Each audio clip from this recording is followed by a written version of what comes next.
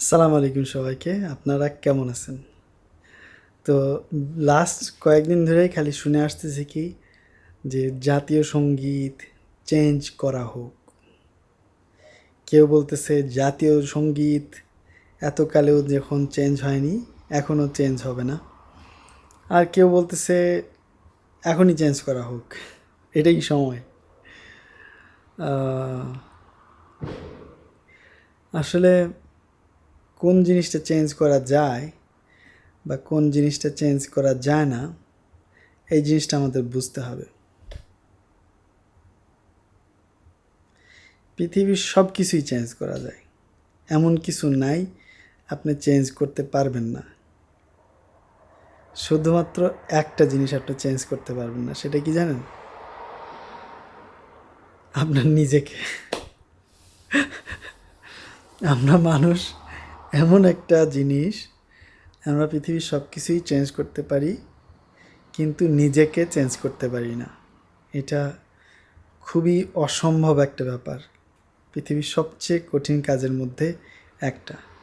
আর এটা নিয়ে কেউ কথাও বলে না। তাই আমি ভাবতেছি এখন থেকে ইনশাল্লাহ যা কথা বলবো ওগুলা নিজেকে চেঞ্জ করে নিয়েই বলবো।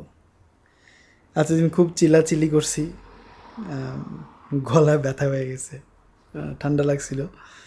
লাস্ট কয়েকদিন ভিডিও বানাই নাই, যে ঠুটি এখন দেখা যেতেছে। তো জাতীয় সঙ্গীত নিয়ে আমার অনেক কিছু বলার আছে, আবার বলার নাই। বললেই কেন, না বললেই কি। আসলে কে কার কথার ধার ধারে, ঠিক না? তো জাতীয় সঙ্গীত ছোটোবেলায় আমরা যখন স্কুলে যাইতাম তখন গাইতাম। এভাবেই আমাদের সাথে পরিচয় করে দেওয়া হয়েছে। জাতীয় সঙ্গীত আমার মাও না বাবাও না, ঠিক আছে? জাতীয় সঙ্গীত একটা জাতীয় সঙ্গীত একটা সঙ্গীত। সঙ্গীত মানে কি? গান। আর জাতীয় মানে আমাদের দেশীয় একটা গান। এই গান দিয়ে কি হয়? আমাদের দেশের সাথে পরিচয় হয়, ঠিক না? যে বাংলাদেশের সাথে আমাদের পরিচয়, আমার সোনার বাংলা, আমি তোমায় ভালোবাসি। তো আমরা এই গান দ্বারা বোঝাইতে চাইতেছি কি, যে আমি বাংলাদেশকে অনেক ভালোবাসি। এটা বোঝানোর জন্য এই একটা সঙ্গীত। বাহ! সঙ্গীত দিয়া দেশের ভালোবাসা যতটুকুই বা বোঝানো যায় তার চেয়ে বেশি বোঝানো যায় কি জানেন? আপনি যখন একটা সৎ মানুষ হিসাবে একটা দেশের নাগরিক হয়ে থাকবেন, সেটা হবে ওই জাতীয় সঙ্গীত গাওয়া বা চেঞ্জ করা বা গলায় ঝুলায় রাখা চাবিজ বানায়, তার চেয়ে বেশি উত্তম হবে। আর জাতীয় সঙ্গীত এমন কিছু না যে এটা কোরআনের আয়াত, এটা আপনি চেঞ্জ করলে কাফের হয়ে যাবেন বা এমন কিছু। যেসব মানুষ এটাকে এমন পর্যায়ে নিয়ে যেতেছে যে এটা চেঞ্জ করাটা হারাম, আপনাদের কে ইখতিয়ার দিল যেটা হারাম না সেটাকে হারাম বানানো? জাতীয় সঙ্গীত চেঞ্জ করা কি হালাল না হারাম? এটা কোনোটাই না, হালালও না হারামও না। এটা যদি চেঞ্জও করে কোনো কিছু যায় আসে না, এটা যদি রাখেও আমার কোনো কিছু যায় আসে না। যায় আসে কারণ অনেকে বলছে এই গানের মধ্যে শিরক আছে, যার কারণে আমি এই গানটা পছন্দ করি না পার্সোনালি। ছোটোবেলা থেকে গায়া অভ্যাস আছে, আমার বাচ্চাদেরকেও আমি শোনাইছি, দেখো এটা আমাদের দেশের জাতীয় সঙ্গীত, এটা আমাদের পরিচয়ের একটা অংশ। বাস্তব কথা বলছি, দিল থেকে কথাগুলো বলতেছি, বানায় কিছু বলতেছি না আপনাদের লাইক বা ভিউয়ের জন্য। আমার জেনুইন অপিনিয়ন এইটাই, যে যেহেতু ছোটোবেলা থেকে আমরা এই গানটা শুনে বড় হয়েছি, এই গানের সাথে একটা কানেকশন আছে। বাংলাদেশ মানে কি আমার সোনার বাংলা, আমি তোমায় ভালোবাসি, এই প্রথম কথাটুকুই গানের যতটুকু আকর্ষণ। বাকি জিনিসটা আর কে কতটুকু মনে রাখে বা পুরা গান আমি আসলে বলতেও পারবো না। কেউ বলতে পারেন হ্যাঁ আপনি খুব খারাপ মানুষ, জাতীয় সঙ্গীতটাও জানেন না। এই ব্যক্তিগুলা হলো দুনিয়ার সবচেয়ে খারাপ ব্যক্তি। তারে আপনি গিয়া যদি জিজ্ঞাসা করেন সূরা বলতে, হয়তো বা সূরাগুলাও সঠিক উচ্চারণ দিয়ে বলতে পারবে না।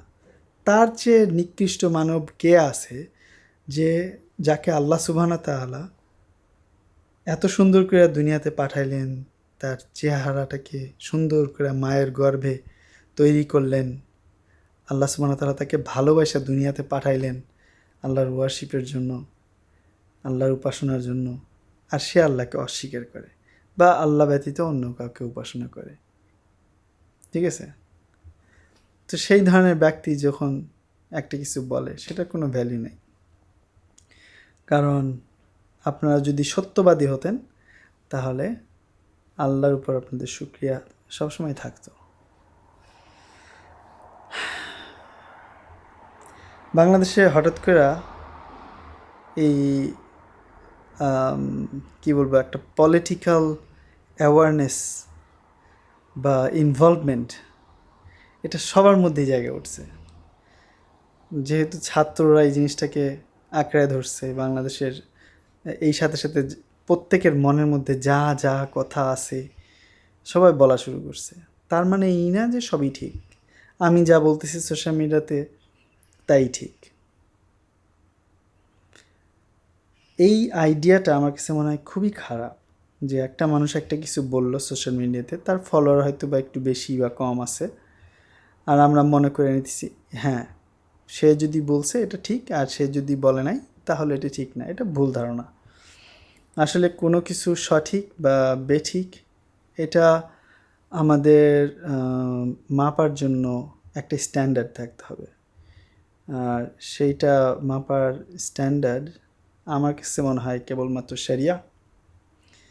তো লাইফের সব কিছুই যখন আমরা চিন্তা করব যে এটা কি ঠিক না বেঠিক, এখন আপনি যদি শরিয়ার দিক থেকে চিন্তা করেন যে এই জাতীয় সঙ্গীতটাকে কি ইসলাম সাপোর্ট করে, যদি করে তাহলে ঠিক। আমার ওই পরিমাণ নলেজ নাই, সুতরাং আমি কোনো ফতোয়া দিতে যাব না। আর যদি কোনো আলেম ওলামা বলেন যে এই গানটা মসজিদে গাওয়া যাবে না, তার অর্থ হলো এটা জাতীয় সঙ্গীত হইতে পারে না। ঠিক আছে? এটা একটা এমন একটা জিনিস যেটা আপনি মসজিদ বা দিনের কোনো আলোচনার পাশে রাখতে পারেন না। সুতরাং এটা কী ধরনের কথা?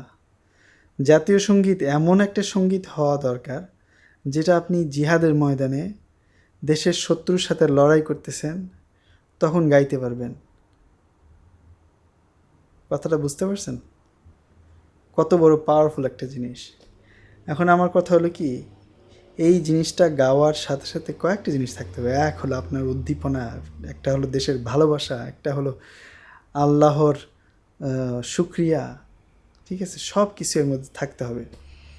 তো আমার জানা মতে এরকম গান আমি বা এরকম নাশি যাই বলেন আমার জানা নাই। আপনাদের যদি থাকে কমেন্টে লিখবেন। জাতীয় সঙ্গীত পরিবর্তন করলেই কি আর না করলেই কি, দেশে কত সমস্যা হয়ে যেতেছে। ঠিক আছে? এর মধ্যে হঠাৎ করে একটা নিয়ে এত বেশি উত্তেজনা হওয়ার কোনো প্রয়োজন আমি মনে করি না।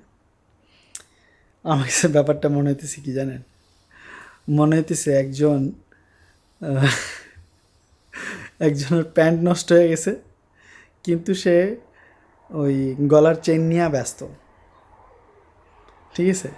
এদিকে তার প্যান্ট নষ্ট হয়ে গেছে। তো এখন দেশে আরও অনেক বড় বড় জিনিস পরিবর্তন করা আছে, এগুলো আমাদের আগে পরিবর্তন করতে হবে, আমাদের নিজেদেরকে পরিবর্তন করতে হবে। প্যান্ট নষ্ট হয়ে গেছে, ঠিক আছে? সুতরাং ওই আলতু ফালতু বিষয় নিয়ে সোশ্যাল মিডিয়াতে খামোখা একটা উত্তেজনা সৃষ্টি করা, এটা আসলে আমি মোটেই মনে করি না যে একটা ভালো কিছু। এটা ওয়েস্ট অফ টাইম। তো আমার প্রিয় দর্শকরা যারা আমার ভিডিও মহাব্বত করে দেখেন, ভালোবাসে দেখেন, তাদের কাছে একটা রিকোয়েস্ট থাকবে। আমরা যখন একটা কথা বলি তখন প্লিজ একটা কাজ করবেন, ওই কথাটা কাউকে খুশি করার জন্য বলবেন না। না বলে যেটা করবেন সেটা হলো কি, আমি যদি এই কথাটা বলি এটার কী উপকার হবে একটু অ্যানালাইজ করতে হবে, মাথা থেকে কথাটা বলতে হবে। ঠিক আছে? আল্লাহ চা আমার মুখ দিছে, আমি ঠাস ঠাস করে যা বলে দিলাম, এই জিনিসটা আমি পছন্দ করি না। স্পেশালি সোশ্যাল মিডিয়ার জামানায় এখন হইতেছে, মানুষের মনে যা আসতেছে দেখুন অমুক অমুক অমুক, কী একটা বাজে একটা জিনিস। তো একটু চিন্তা করতে হবে যে আমি এটা বলার দ্বারা কি হইতেছে, এটার দ্বারা কি আমার কোনো উপকার আছে বা মানুষের কোনো উপকার আছে, বা আল্লাহ সুবহানাহু ওয়া তাআলা কি আমার উপর রাজি খুশি আছে। এগুলা যদি না থাকে, কোনো যদি ভালো একটা ইম্প্যাক্ট না থাকে, পজিটিভ কিছু না থাকে, এই কথা বলার চেয়ে না বলাই ভালো। ঠিক আছে? তো আজকের ভিডিওটা আশা করি আপনাদের ভালো লাগবে। আর আমার ভিডিও যদি ভালো লাগে, আমি কখনো বলি না লাইক দিতে বা শেয়ার দিতে।